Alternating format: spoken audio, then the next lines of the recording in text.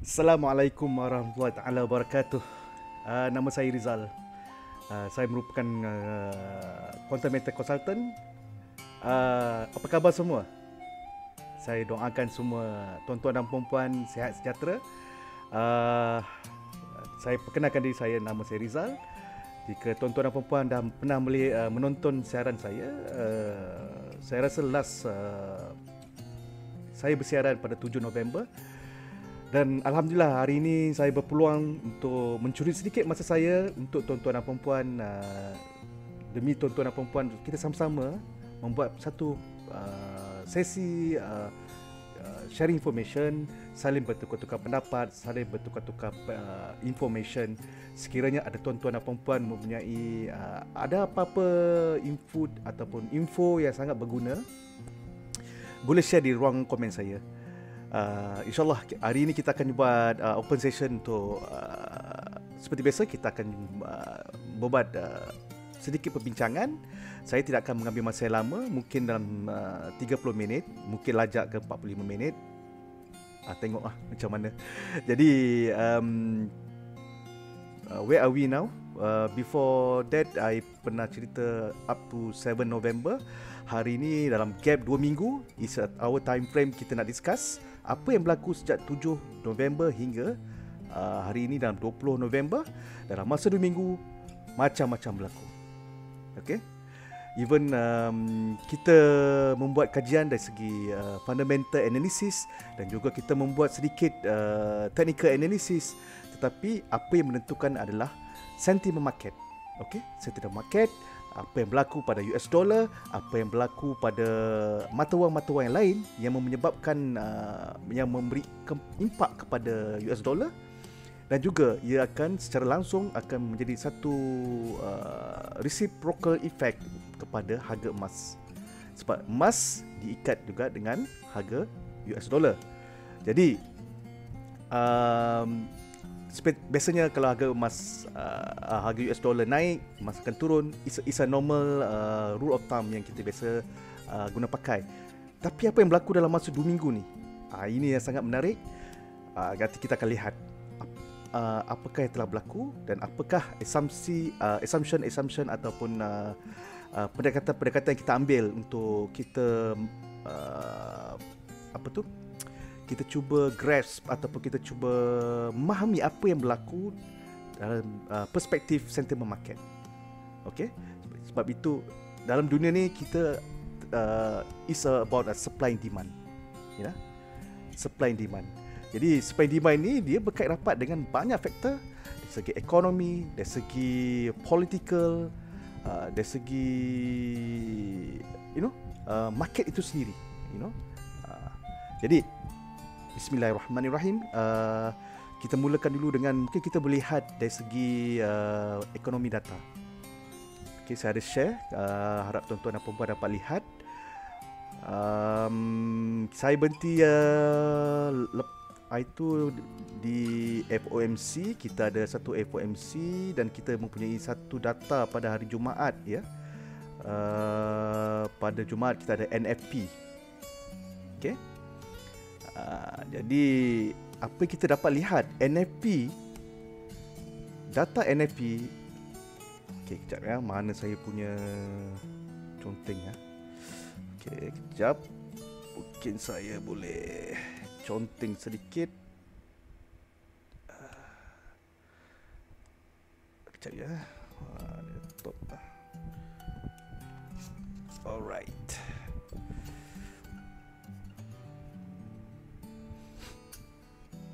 Conteng ah.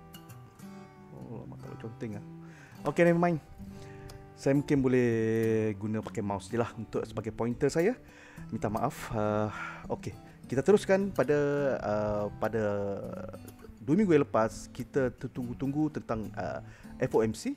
Kita tahu, saya recap sedikit. FOMC dia orang dah mempunyai satu decision untuk mengurangkan inject cash ataupun pembelian bond sebanyak 15 bilion. Ingat dia dah start tapering. Tetapi di akhir pengumuman Uncle Powell ni, dia kata walaupun dia dah start kurangkan inject liquidity kepada market dengan pembelian bond sebanyak dia kurangkan 15 bilion, tetapi mereka tidak berhasrat untuk menaikkan kadar interest. Jadi there's a cash there. It's a tempering separuh masak, telur separuh masak. Sepatutnya dan biasanya untuk memberi satu kesan impak yang absolute, ia perlu membuat kurangkan injek duit untuk membendung inflation. Dia perlu kurangkan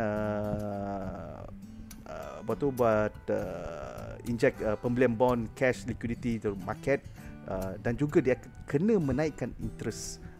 Sebab apa? Duit dah terlalu banyak dalam market, tuan-tuan dan puan-puan. Duit dah terlalu banyak dalam market. So dan ini menyebabkan inflation naik. Tapi sekarang mereka apa yang Federal nampak, inflation ni adalah bersifat sementara. Itu dia punya stand dia orang. Jadi mereka kata ini sementara je. Jadi apa kita buat? Jadi jangan takut, jangan risau, tak perlu risau. Kita akan start dulu dengan kita kurangkan duit. Inject 15 bilion sebulan selama mungkin sampai dalam 8 bulan, sampai pertengahan tahun depan. Mungkin 120 bilion patut diinject tu, dia akan berkurang setiap bulan 15 bilion sampai pertengahan tahun depan. Saya rasa stop, dah tak ada inject duit apa-apa. Apa maksudnya? Diorang inject duit ni maksudnya diorang print duit. Okay? Dia print duit masuk dalam market untuk recover the economy, untuk naikkan GDP diorang, untuk naikkan peluang pekerjaan banyak mereka, untuk rakyat mereka, untuk meningkatkan lagi perusahaan, untuk meningkatkan ekonomi mereka. That's a federal punya stand right now. So inflation naik, memang rekod daripada 5.8. Nanti kita tengok berapa pula kadar CPI dia, kita tengok nanti. Jadi apa yang berlaku, NFP pun keluar data pada 5 November dan data semua hijau. Ini memberi satu impak yang besar pada US dollar. US dollar akan terus mengukuh dengan data ini, tapi yang berlaku adalah sebaliknya. Kenapa? Kita tengok Kita tengok US dollar pada 5 hari bulan November. 5. Tengok ni. Ini adalah start 5 November, di mana NFP data dikeluarkan, tapi US menyusut. Pada video yang lepas saya menjangkakan ini adalah satu bentuk manipulasi, di mana kita pelik jugalah kan, kenapa dengan data dengan apa yang Powell telah ucapkan dalam FOMC meeting, dan juga pada based on the NFP data, US dollar sepatutnya mengukuh. Tetapi kenapa pada 5 hari bulan selepas NFP data dikeluarkan, harga dia jatuh, harga US dollar, nilai mata wang US dollar jatuh. Pada masa itu kita beranggapan ini adalah satu bentuk manipulasi. Mungkin ya, mungkin betul. Ya, sebab apa? Market masih teragak-agak. Sebab mereka mau lihat dulu. Walaupun data pekerjaan dah banyak, tapi diorang nak tengok inflation rate. Berapa inflation rate pada waktu itu. Okey, jadi kita dapat lihat selepas NFP data dikeluarkan, US dollar menyusut. Apa yang berlaku pada harga emas pada 5? Kita tengok pada 5 November. Okey, kejap kita tengok 5 November. Bila US dollar jatuh, harga emas naik. Okey. Ini kesan samping, bukan kesan sampingan, ia adalah kesan yang biasa kita lihat lah. US dollar jatuh, dia akan naik. Jadi pada waktu itu saya memang pening lah kenapa NFP data bagus. Tapi mungkin juga sebab FOMC mengeluarkan speech kata kita akan kurangkan inject duit, tapi tidak akan menaikkan kadar interest. Mungkin market melihat, okay, wait, kita perlu react selepas kita melihat data-data tentang inflation rate. Jadi bila data inflation rate ni kita akan lihat pada CPI. Dia CPI, PPI ni, dia keluar pada minggu selepas itu. Okay? Pada minggu selepas itu kita dapat lihat CPI, kadar inflation rate. Okay, kita tengok ni PPI ni. PPI kita tengok Greater forecast is good. Okay, never mind. Okay, PPI data ini PPI data kalau nak tengok adalah finishing good. Okay, this is nothing. Kita nak tengok CPI. CPI ini adalah data tentang inflation rate. Bukan, itu is CPI is correlate to the consumer price index, CPI. Jadi based on this data, kalau kita lihat greater than forecast is good for currency. Apa yang kita lihat? Data CPI menunjukkan peningkatan. Kita lihat hijau sini. Tapi sebenarnya tidak menggambarkan tentang inflation rate. Kenapa? Sebab inflation rate pada waktu ini yang telah dikeluarkan adalah pada 6.2%. Lebih tinggi. Okey? Bila kadar inflasi sangat tinggi, selama 30 tahun US tidak pernah mengalami kenaikan inflasi sangat tinggi sehingga mencecah kadar inflasi 6.2%.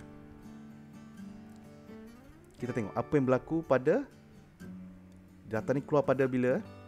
10 November. 10 November. Okey. Kita lihat, okey. US pada 10 November data CPI pun bagus. So saya tak surprise dia akan naik. US naik Pada 10 November kita tengok pada harga emas. 10 November harga emas masih lagi sideways tapi dia dalam naik Jadi cuba kita lihat based on data. Forex data apa kita lihat, walaupun kita tahu kadar inflasi sangat tinggi, tapi ekonomi data yang dikeluarkan yang menunjukkan bahawa ekonomi US dalam keadaan yang sangat bagus. Mereka dah recover, ekonomi dah prosper, dah mula berkembang. Dari segi peluang pekerjaan yang lebih banyak. Okey. PPI, CPI semua hijau So unemployment rate ini ada merah sikit. Kenapa? Sebab dia kurang daripada, tapi kurang is good actually. Dia kurang pada previous. Tapi dia merah sebab kenapa? Data ini kurang daripada dia punya forecast. But it's still good because ia kurang unemployment ni, report ni kurang lah daripada bulan lepas. Jadi data ini also good for US dollar. Jadi selepas itu kalau kita tengok data lain, semua hijau, core, retail, import. This all data merujuk kepada US dollar semakin mengukuh Dan dimanifestasikan daripada pergerakan harga US dollar juga meningkat. Tapi tuan-tuan perasan tak? Di saat harga US dollar meningkat, harga emas juga turut meningkat.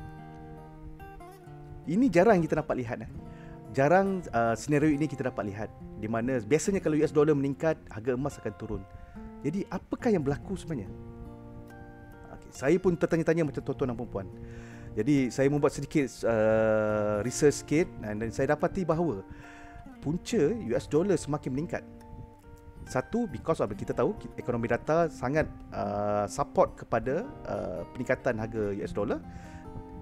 Second, walaupun inflation rate dia meningkat, tapi dari segi ekonomi data dia meningkat. Jadi something like ekonomi data ini override ataupun menutup masalah sebenar kadar inflasi. Dan Fed pun cakap inflation ni adalah bersifat sementara. The second things, US dollar punya 10 years bond yield 10 years bond yield memang naik. That's why US dollar menjadi pilihan daripada berbanding kepada mata wang yang lain. That's why US dollar meningkat nilainya.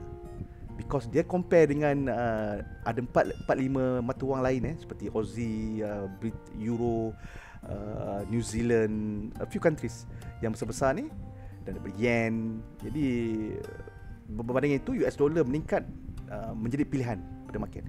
At the same time, kenapa gold tidak jatuh tapi gold tetap lagi naik? Ingat gold ia adalah kalis inflasi. Okey, jadi dia naik sebab apa? Inflation rate kat US naik. Bila dia naik dan gold adalah merupakan inflation hedge ataupun kalis inflasi, orang juga akan tetap mencari gold as a asset preservance ataupun dia orang nak secure dia punya asset, dia akan beralih kepada gold untuk secure sebab gold ni adalah kalis inflasi. Jadi faham kenapa US dollar naik? Sebabkan dia punya ekonomi data, sebab dia punya 10 years bond yield yang meningkat 1.6 lebih 1.6%. Jadi orang tetap membeli US dollar dan market juga melihat gold juga meningkat dan demand makin tinggi dan menyebabkan harga ni naik disebabkan oleh inflation rate yang dah alami 6.2% is the highest US hadapi sekarang berbanding 30 tahun lepas. Mereka tak pernah rasa lagi inflation yang makin lama makin naik sehingga kan 6.2%. Jadi itulah yang berlaku sebenarnya. Harga emas pada bermain-main pada sekitar 1800 di sini naik ke 1815 dan mencecah the highest one is 187 4175 ya. Dan US kalau tuan-tuan nak lihat yes, keep up trending. Jadi okey, kita dah faham apa yang berlaku dalam masa 2 minggu ni. Jadi seperti tuan-tuan dan puan juga sama juga macam saya juga terfikir apakah next move. Okey. Based on kita tengok fundamental, mungkin kita boleh lihat sebentar apakah news-news yang boleh kita lihat. Okey, berkaitan dengan US dollar. Okey, itu dia mata wang gergasi US dollar sudah bangkit dari tidur. Okey, ini jelas menunjukkan US dollar akan terus meningkat dan terus meningkat. Jadi bagi kita sebagai investor emas, okey, investor dan trader emas, ke mana arah kita sebenarnya? Kita tengok dulu ada tak cerita pasal emas. Okey, tidak ada. US sungguh bukan data runcit ini 17 November. 17 November is last week ya. Okey. Kita boleh tengok sebentar apa cerita dia. Okey, data jualan runcit run up kat impian emas untuk lebih garang. Okey, so sekarang ni ini menunjukkan bahawa US dollar akan terus fly manakala harga emas akan akan pull back ataupun retrace. Okey, kerana data jualan runcit AS. Okey. Jadi kejatuhan ni semua akan melalui corak ascending triangle bla bla bla. Okey, kita nampak juga perbandaraan 10 tahun US menjadi aspek penyokong dolar greenback untuk mengukuh. Saya dah cerita tadi. Jadi apa kita lihat sekarang adalah emas akan cuba retrace balik pada support 1850. Tapi kita tak tahu juga, mungkin dia boleh naik lagi. So berbalik pada carta kita. Okay, ini carta dalam time frame day 4 hours. Mungkin saya nak tengok berapa dia punya, kita boleh tarik kejap. Tengok one day dia punya one day time frame dan kita boleh lihat kita nampak something like a break. Satu penurunan di sini kita boleh tarik Fibonacci untuk melihat berapakah penurunan yang boleh dibuat. Okey. Sekarang berada pada 18 harga dia 185 something. Dia boleh turun, dia akan pull back pada 1832 this area dekat zone 1.618. Okey, so kita ada satu line sini 1834 kat sini. Saya menjangkakan harga emas akan pull back kembali pada 1834. Sekiranya dia tidak dapat membendung kejatuhannya, dia akan turun balik pada 1815, seterusnya pada 1800. Bagi pendapat saya, harga emas tidak akan turun kurang daripada 1800. Kalau dapat turun, is a bonus, belilah. Kita buat layering. So sekarang ni saya menunggu activation level, nak tahu dia adakah penurunan dia confirm atau tidak. Saya tunggu dia cecah, jatuh kurang daripada 1834. Okay, that's a alarm state. Okay guys, harga emas dah start, dah buat downtrend. So standby, buat layering. Kalau ada fund, ada modal, boleh start beli. Sebab apa? Sebab kita menjangkakan harga dia akan shoot ya. Elite Wave still on course. Dia akan retrace balik dan dia akan shoot. Kita punya target more than 1900. Okay, so kalau kita dapat beli serendah as low as we can get, kalau kita dapat 1800 for example, kita boleh dapat 1800 for example okay, kata 1800, kalau dia pergi ke 1900 pun cukup lah. Okay, 1900, tengok berapa persen dia boleh dapat. Okay, ini jangkaan kita dalam 5.5%. Kalau kita dapat beli, buat layering sampai ke bottom pada para 1800, and kita boleh dapat, jika harga naik hingga 1900, kita boleh dapat enjoy 5.5%, tolak 3% margin spread. Kita masih lagi mampu tersenyum dengan 20%.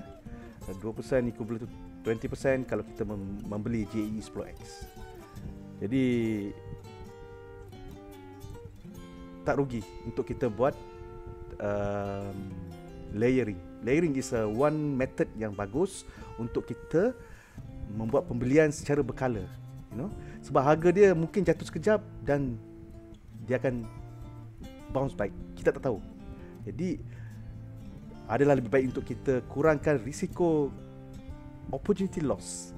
Kalau kita tunggu, berbanding kita tunggu, okey, kita tunggu harga 1800, kita tak dapat jamin, kita tak dapat garanti atau jamin harga dia akan turun sebanyak itu. Jadi kita boleh hanya jangkakan, tapi tak semestinya. Ia bergantung pada apa sentimen market, apa fundamental yang berlaku, apa ekonomi data yang berlaku, apa yang berlaku di US sana. Nobody knows ya. Jadi terlalu banyak faktor-faktor ni. Jadi the best thing you can do is kita buat layering. Okay. Bagi saya melihat harga emas untuk confirm dia up downtrend adalah untuk retracement. Saya tunggu dia turun 1834 dan kita akan start membuat pembelian, buat layering lah, sehingga boleh bottom. Kalau lebih dapat below dan 1800, even better. Sebab apa? Kita menunggu dia menaik, shoot, target kita lebih pada 1800. Kalau dia lebih pergi 2000, apa salahnya? It's a bonus. Jadi dari segi technical analysis, saya tak berani. Itu saja saya boleh ceritakan. Macam ini adalah jangkaan semata-mata. Saya mungkin betul, saya mungkin salah, tapi saya percaya harga dia akan turun memandangkan US semakin meningkat. Kita tunggu apa lagi catalyst news yang akan dikeluarkan. Buat masa 2-3 hari sebelum ini, kita nampak lihat harga emas telah turun dan membuat sideway, dan dia bergantung kepada US dollar yang semakin mengukuh. Saya menjangkakan harga emas akan pull back sedikit. Mungkin tak dapat 1800, tapi saya still harap lah, supaya kita dapat buat layering, buy low, sell high, dan kita at least kita boleh dapat good profit ya. Okey. Jadi apa lagi? Okey. Saya rasa itu saja untuk sesi technical analysis dan fundamental analysis. Mungkin saya nak cerita sikit satu point lagi, berkenaan dengan saya selalu banyak terima satu soalan ni. Ya, soalan ini berbunyi begini, tuan.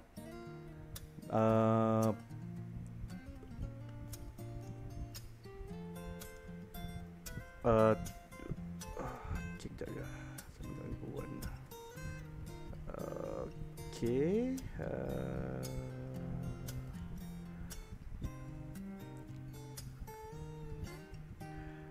Soalan dia berbunyi begini.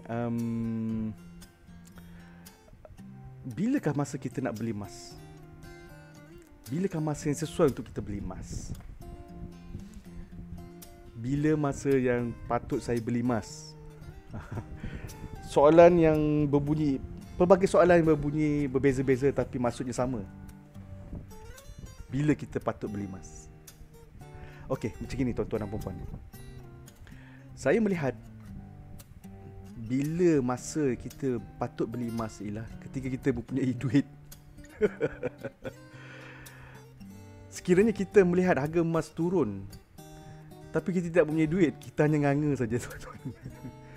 Jadi bagi pendapat saya, bila masa yang kita sesuai untuk beli emas sebenarnya adalah pada bila-bila masa ketika kita mempunyai wang lebihan, wang untuk kita buat simpanan, wang lebihan, tuan-tuan belilah. Okey, belilah emas. Emas tak kisahlah, emas fizikal ke, emas digital ke, tuan-tuan nak beli JE ke, jual, ya, terpulang pada tuan-tuan dan puan-puan. Bagi saya tidak ada masalah. Kita percaya emas ini adalah kita punya asset perseverance dan kita tahu harga emas akan meningkat over the time.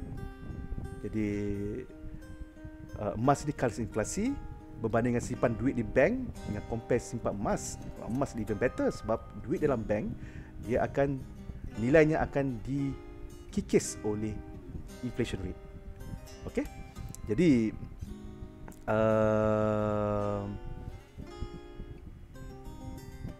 nasihat saya sekiranya tuan-tuan mempunyai fund yang lebih ataupun duit yang lebih, tak kira masa, tuan-tuan belilah. Tak kira, tuan-tuan boleh beli GSA, tuan-tuan beli JE, tuan-tuan boleh beli physical emas pun boleh.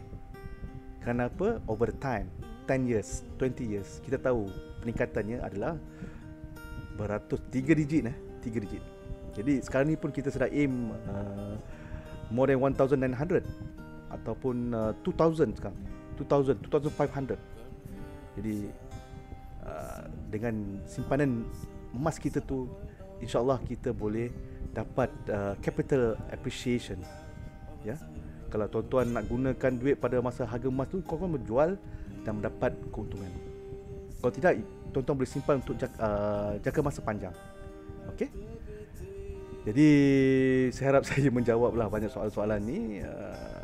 As long as you ada duit, it's the right time to buy gold. Ya. Compare to you simpan duit dalam bank. Itu je saya punya point. Jadi saya rasa itu saja untuk malam ni. InsyaAllah kita akan kita akan bertemu lagi di lain masa. InsyaAllah. Saya doakan tuan-tuan dan puan-puan semua sihat sejahtera, selamat, kita jaga kita, selamatkan diri kita semua dan keluarga. Jangan boleh merayau sekarang, tapi make sure you guys dah ambil vaksin, complete vaksin, ambil booster. Dan kita buat norma baru, SOP, jaga diri, pakai mask, jaga penjagaan sosial. InsyaAllah kita semua akan terselamat dan berada di bawah peliharaan Allah SWT dari wabak COVID-19. Jadi itu saja untuk malam ini. Saya sudah ingat. Assalamualaikum warahmatullahi taala wabarakatuh. Adios amigos. Bye bye. Jangan lupa beli emas. Jangan lupa ya. Kalau ada apa-apa komen, boleh letak di ruangan komen. Assalamualaikum.